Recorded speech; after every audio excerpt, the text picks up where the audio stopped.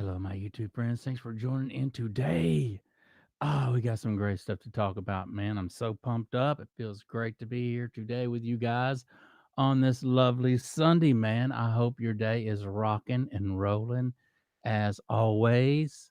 We appreciate each and every one of you guys who are joining in the Audio Master Show.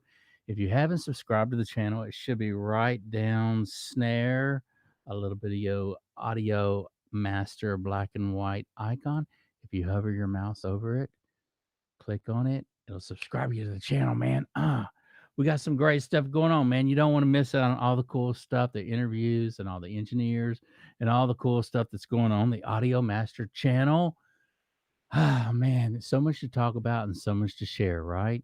As we continue on in this venture in life as an engineer and a musician, we continue to learn new things every day. And that is the wonderful thing about being in the recording world that we live in. Um, as a musician and as an engineer, and all of the other hats that we can wear in the music business, we never stop learning. And isn't that a beautiful thing that we continue to learn and push forward and don't get complacent? And when we do so, we see results, right? What a neat thing, man. Here, hang on a second, guys. I gotta fix this right here. Gotta make sure I'm going through my audio that I need to be going through. So many great things to talk about. So I wanted to. A friend of mine was asking me the other day, and he is actually has his own little recording studio, and he does a lot of tracking in there. And he has a live set of acoustic drums, some really nice acoustic. He has some Yamaha acoustic drums in there, and he has some Tama set, an entry level set, but he has some Tamas in there with some Zildjian uh, cymbals and whatnot, and hi hats and the whole 9 yards. So he's got a really, really nice two sets to actually he can play on. And he's got some great microphones that he actually tracks with. But he was asking me, he was like, man, what is the big deal?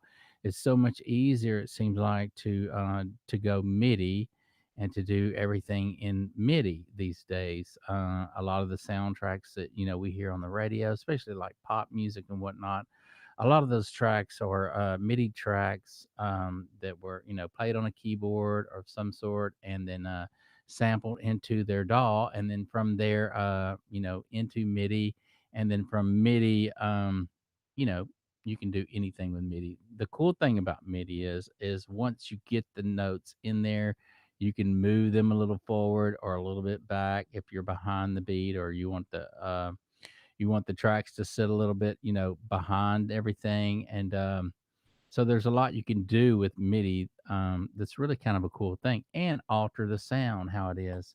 And so, when MIDI came around, I want to say that when I was introduced to MIDI, it was back in the days when Rush was touring around a lot, and I had seen Rush play live 3 times, and all 3 times I've seen him play in Houston, Texas. And man, it was Geddy Lee was doing a bunch of things on the synth and the bass, and a lot of their stuff was MIDI back in that day. And talk about a band that was ahead of their time, man. They were doing MIDI stuff way before people even knew what MIDI meant. And so just some real geniuses on stage. And if you go back and listen to their soundtracks and some of their tunes, well, all of their tunes, go back and listen to their tunes. It's just some fabulous, fabulous studio work that was done by Rush. And so every one of those guys are just geniuses, but they were doing a lot of MIDI stuff. So to answer your question, what I personally think, I think it really depends on what type of music that you want to record. If you're trying to record music that sounded like the records back in the day in the 60s, 70s, or 50s, 60s, 70s, and 80s, um, I would have to say, you would have to probably go with I would go with live drums, just because you're going to get that feel of how hard a real drummer hits the drums, and all the little things, the timing issues and whatnot that he's doing purposely in the song, whether he wants to sit behind the beat a little bit, or push the song, push it forward, or drive the song. The drummer is actually, a real person, and he's playing with a band. So it may be your drummer in there, your bass guitar player, and your rhythm guitar player in there laying some bed tracks at one time with a scratch vocal or however you're doing it. Whoever wants to show up and participate, right? But what you're doing is you're capturing that group as a live band playing to a click track, and so you're getting that real live feel of each person feeling the other person and playing off of each person in the band, and that's what all that old cool music. That's why it sounds so great to me. At least that's why I like it so much, is because you can actually feel the movement in the music being played by the musicians. You can hear the dynamics, but more than just dynamics, you can actually feel the movement and the bass player, in sync with the kick with the drummer and then the guitar player, playing off of those two. And so everybody's playing at different volumes, adding dynamics, adding just milking the notes a little longer or whatever they're doing, but they're all playing off of one another in the real time moment of the vibe. And so that's what the beauty of, music back in the day was. It was all about the vibe and the emotions that went behind that on a live stage or in the studio or however they were tracking. So playing with live drums was essential, and they did it and did it well, didn't they? Think of all the cool songs that's out there that you and I get to listen to: Fleetwood Mac and Steely Dan and Rush and Journey, all those cool bands, rock bands, pop bands, hair bands that we got to listen to back in the day.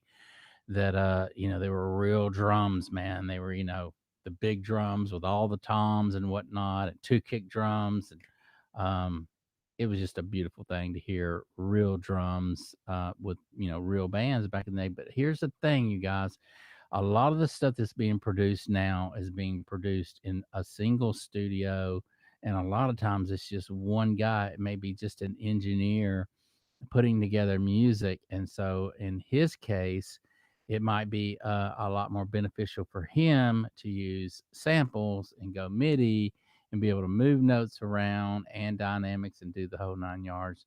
But so that's just my thoughts on that. And the reason why is because it's just so much easier for him to do that than to try to get different people in to come in and do tracking in his studio and arrange times and deadlines and all this other stuff of waiting on other people to continue with your project. So, which one's better than the other? I can't say that, man, because they're both beautiful, and it's just nice that we have both of them to work with, right? You guys all know, man. And then sometimes a lot of engineers, what they'll do is you'll have live drums, but if something sounds a little weak in the mix, they always go back and add other, maybe some MIDI notes in there or whatever to make it sound bigger or whatever. And so it's just the luxury that we have as engineers to be able to use both. It's kind of like analog versus digital. I did a video the other day on analog versus digital, and it's such a beautiful thing that we have.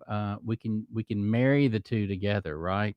So we're not stuck with just recording to reel tracks and having to cut tape together to make a seamless, one track sound great or whatever. We can have our DAW to go into and actually do all our editing and cutting in there and pasting and using real time automation and using dynamics and volume levels and everything to move things around in the mix. And so I started out back in the day, man, when it was just all analog, and we had reel to reels that we had to, sync up and calibrate and keep the heads cleaned and bind the tape and just the alignment. There was just so much that we had to do with that, and it took a lot of our time and energy keeping that stuff up.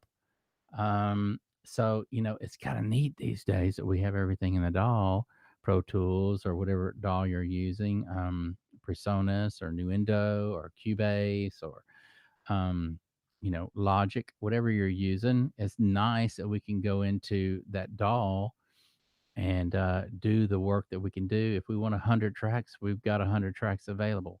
If we want 100 compressors, we've got 100 compressors available. EQs in the whole 9 yards. I can't answer it right now. Sorry, guys. It's Sunday, man. People are calling. But anyway, there's so much that we can do with that doll, right? And so back in the day, who would have thought those guys back in the day that were recording musicians like Led Zeppelin, The Doors, Queen, all those people back in the day in the '60s. I'm wondering if those guys thought that we would have so much in the recording studio now to play with. I mean, what a neat thing that we have, analog and digital, and that they are married together. And it just really opens up all the doors to venture into a new world of recording, mixing, and mastering, um, to where now we've taken this to just about every home studio around the world for $10,000 or a little less or even a little more. We can have a professional recording studio in our home, right? And so, back in the day, there was just so much went into having the right room to record in. You had to have the right big room for your drums. The acoustics has to be right. You had to have people come in and actually design the room and get the acoustics sounding good for your baby grand piano to go in there, or your acoustic guitar. I mean, your acoustic drums to sound good in there. And so there was thousands and thousands and millions of dollars just spent on having an acoustical room to track in. So now that we're using DAW and everything, we've got all those rooms and we've got everything that to actually just lay down tracks that are very dry and add effects later as if we're recording in some great acoustical room.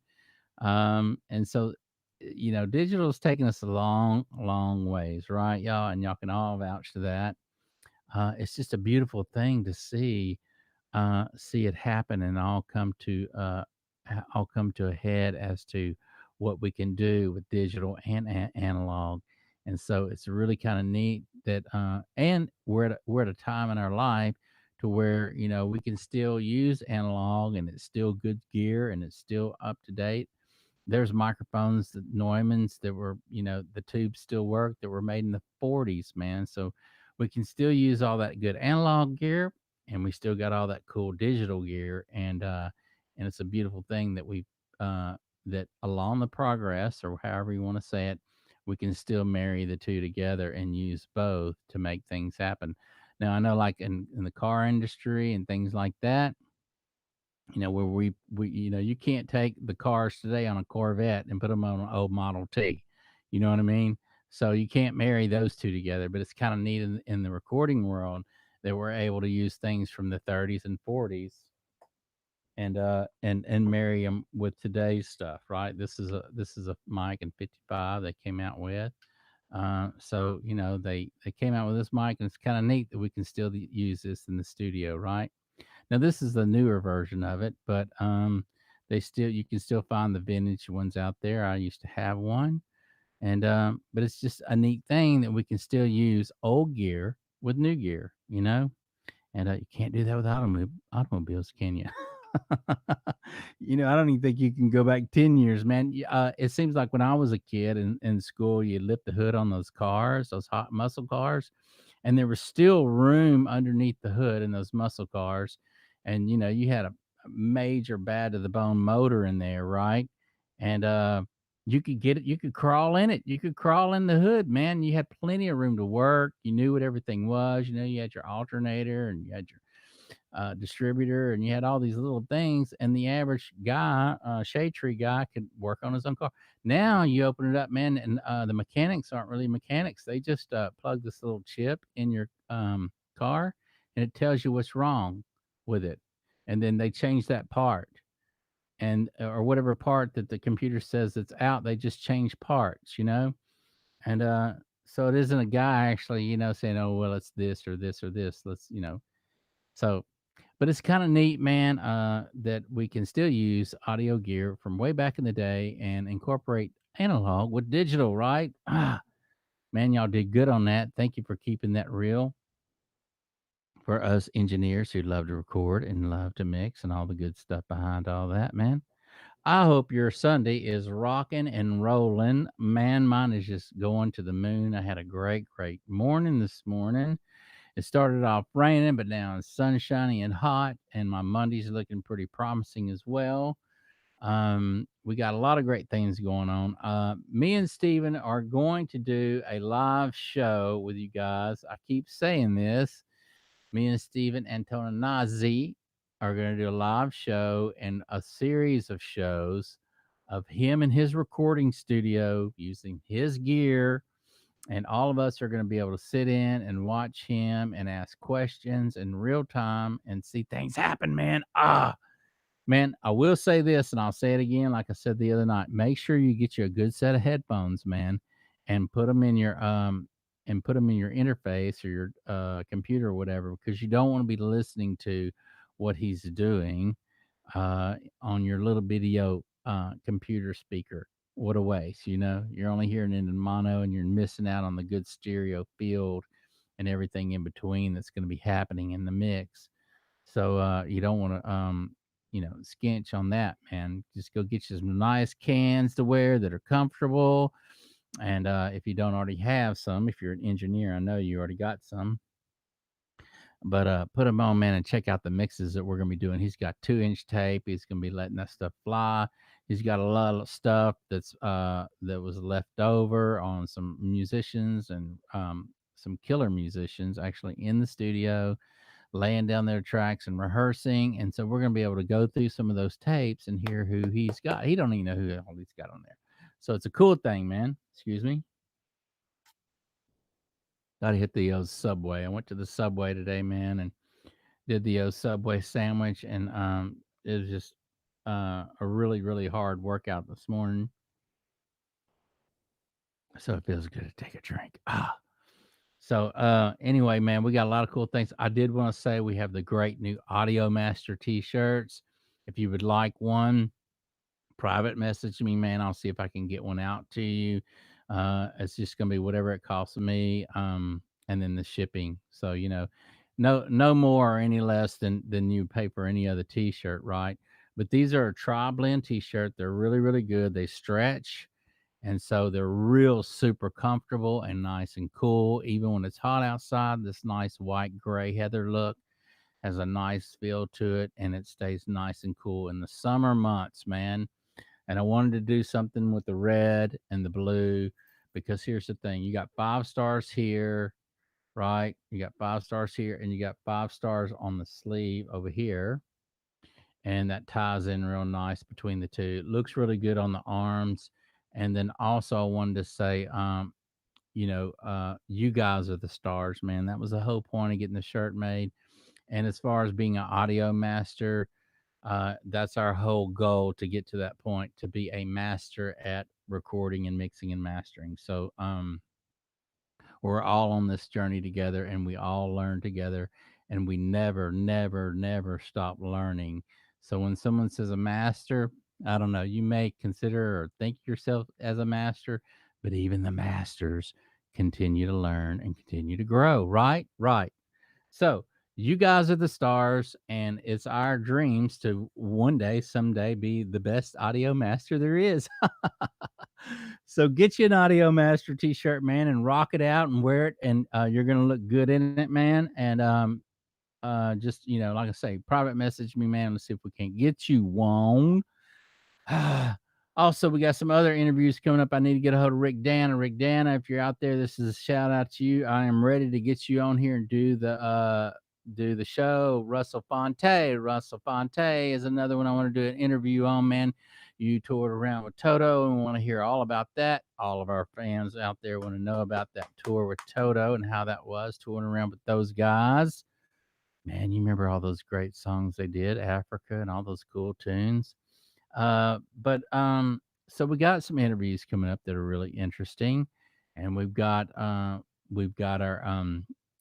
being in the studio with Steven Antoninazi, which is going to be really, really, really cool, doped out.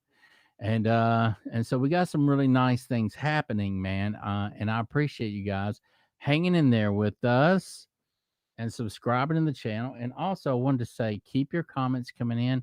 I know some of you guys don't like leaving comments on the on the YouTube. I don't know why. I mean, don't feel like I don't know. It just seems like I would feel comfortable about that, asking somebody something, but if you feel uncomfortable about that, I certainly understand.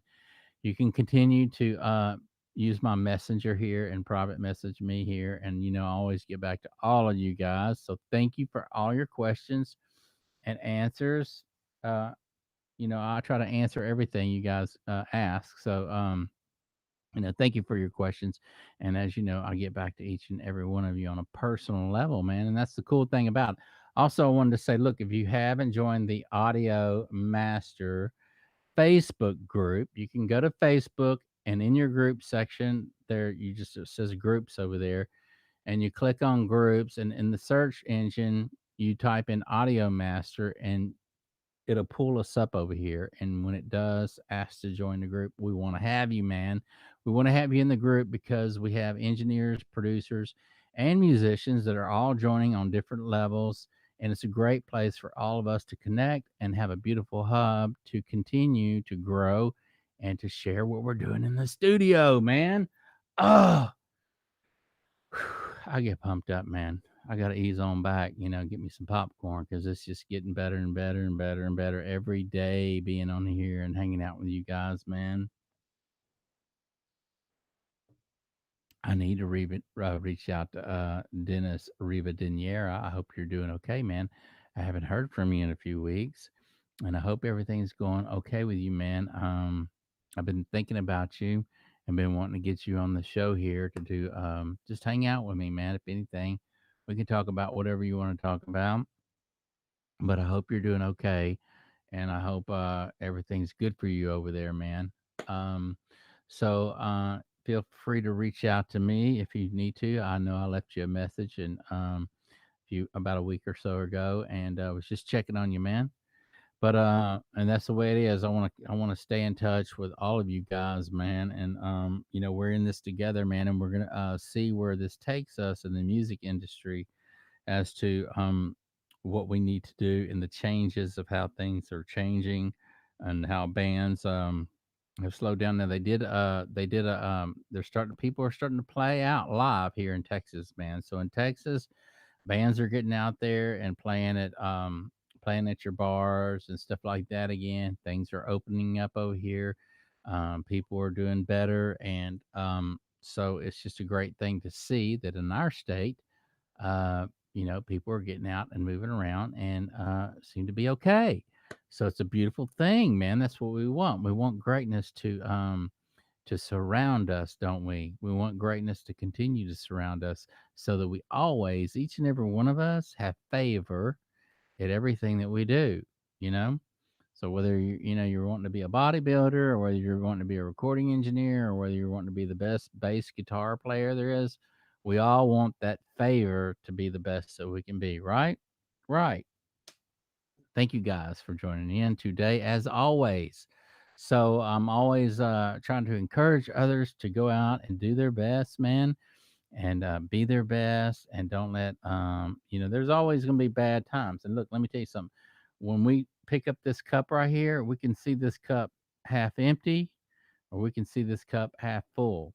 And a lot of times it really is half empty. But here's the difference: when it's half empty and things aren't going your way, we always want to try to turn it into a positive thing, and not act like it's a big deal, right? Continue moving on. It may be something that somebody said that upsets you, or you apologize to them, and you haven't heard anything back from them as far as them accepting your apology.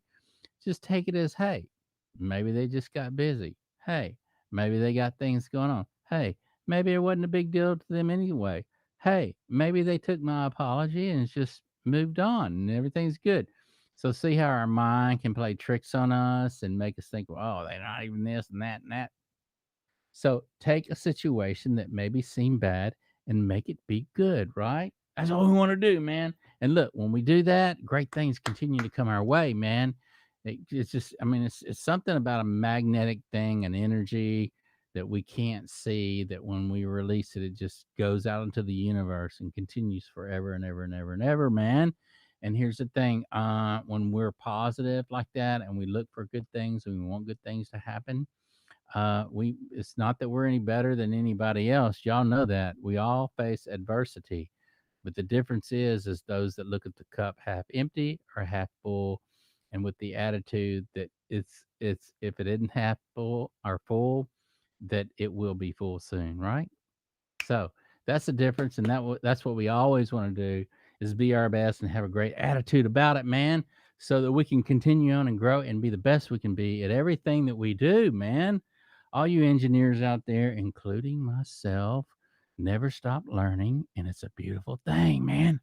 So keep at it, whatever you're doing, whatever motivates you to be your best, do it and do it at your best. Me and a friend the other day we were talking in the gym, and we were talking about how to make money, things that men normally talk about, right? Money, how to make money, what excites you. And I turned to him and I said, man, that's good. And we all can make money. But here's the thing, what excites you, man? What gets you freaking pumped up and wanting to go out into the world, man, and tackle it and do it? Whatever it is, I don't know what it is. It may be skydiving. For some, it's skydiving. It may be, for other people, it may be bodybuilding. Whatever pumps you up, man, and gets you stoked, that's what you need to be doing, man. Because everything else is just vanity, man. It's fleeting. It comes and goes, and you'll be miserable the rest of your life. So anyway, find your little niche that gets you pumped up in life, and just rock and roll on it, man. Be the best at it. Enjoy it. Live it. Have a great life, man. It's all there for you for the taking.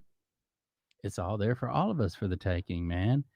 And so don't waste any moment. Don't waste another minute, man. Do it now. Start right now. And whatever pumps you up, just go for it, right? That's what we want to do to be our best, man, and continue. Thank you guys for joining in today, man. As always, I want to appreciate each and every one of you for joining the show. If you haven't seen the rest of my videos, I think I almost have like three of them, 300 out now. But there is some good material in some of those videos, man, and go back and check some of them out. But here's the thing, man, share some of them if you like some of them, man. My phone continues to blow up when I get on here on my channel, but so I'll get back with you, man. um Share some of those great videos, man, because a lot of them are really, really cool videos on mixing or whatever. Yeah, man. See, my phone just blows up when I get on YouTube. I love it, man. I love it. It's the greatest thing. You know why? I don't know what it is. I think when I get on my channel, I get so pumped up that I get to hang out with you guys and I get to spend my time with y'all.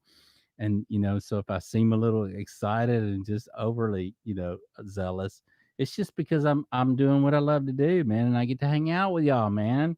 Make a show and talk about a recording and engineering. So if you've got any cool questions you want to ask me, there's a little place to the side right there, man. You can type in whatever you want to type. We're here in real time, man. And if I can answer it, I will. And but just a lot of great things going on, man. I wanted to say that. And most importantly, what I really, really love, y'all, what I really, really been digging is that I put together this cool little Facebook group, man. And I say that,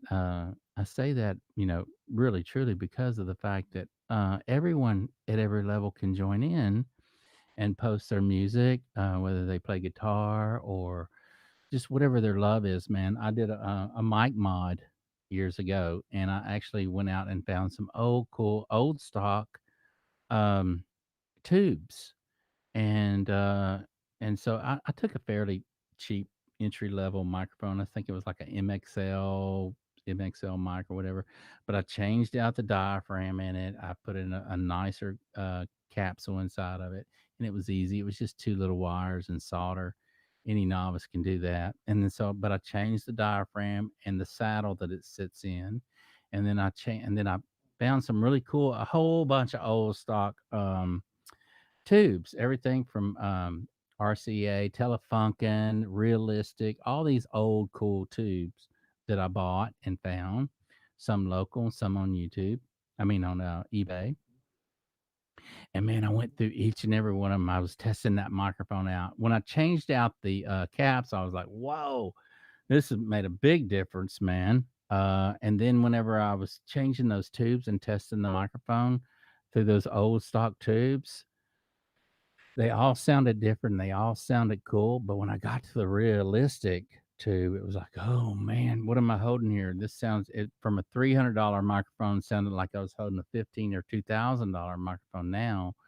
And so anyway, I kind of hate that I got rid of that mic. I ended up selling it. But it just that microphone just sounded amazing. And so, but anyway, on my YouTube, I mean on my Facebook group page, I posted it. I had found an old picture of it, man, and I posted it on the page, and I think I got a few likes on it, man. But just some cool stuff that you can do in the audio world. That everything from changing tubes to make your gear sound different to don't be afraid to try that new stuff. I mean, I want to say I got a new compressor, and I opened the hood up on that baby and was started pulling out the tubes that were in there and seeing what kind of tubes they had in there. And they were China made tubes, right? And so I started putting in some of those old vintage tubes and just really getting a kick out of it, man. How much better it sounded. But there's a lot of cool things going on at the Audio Master channel. I appreciate each and every one of you joining in. So this is my brother at the gym. Just text in. Let me see what he says. Oh yeah, yeah, man. You got it, my friend. You got it. Let's see. Let me text him back real quick. I don't think I have anybody on right now. Hang on, let me text him back. Let's see. Make sure he gets this so he knows I'm not ignoring him. Yeah. Tell him you're welcome. You're welcome, my friend. You're welcome. How about you're welcome, man? It's great seeing you hit it hard or something like that. I want this guy to do well. He's actually competing or gonna compete. And he's one of those guys you can see that's dedicated in the gym. He's not one of those guys that just want to, walk around and act like they're the whatever. He's just a good person. You can tell that, man. His aura just shows that. So the other day when I ran into him, I started to encourage him and say, "Man, you're doing the right thing. You're doing good." I even encouraged him to go, get a personal trainer and help him get to where he wants to be in his dreams. Right? Let's see. Let me finish texting him, y'all. It's great seeing you. Going for it.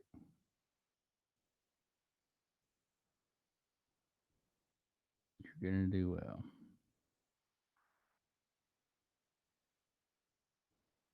I'm gonna say you're gonna do great.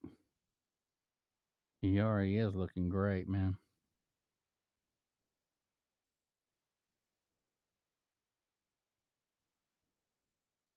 Yeah, man. So anyway, hope you like that, and I appreciate you, man. Each and every one of you, as always. I do, I do, I do, I do, I do. So I'm sorry, I'm dying for thirst. I'm gonna try to get Steven on here tonight, and if Steven wants to come in here, man, we're gonna do a show. I'm gonna text him and see if he responds back to me. If he does, man, we're going to rock and roll with it and get it going on. I appreciate every one of you. I do, I do, I do, I do. Thanks. Hit the subscribe button, write down snare, like a snare drum. You know the deal. Stand up there, wait for your pitch, and slam that bell out the park, man. Get you a grand slam, man. And we appreciate all of you guys for joining in today. Today. Thank you, man, as always. And we will see you later.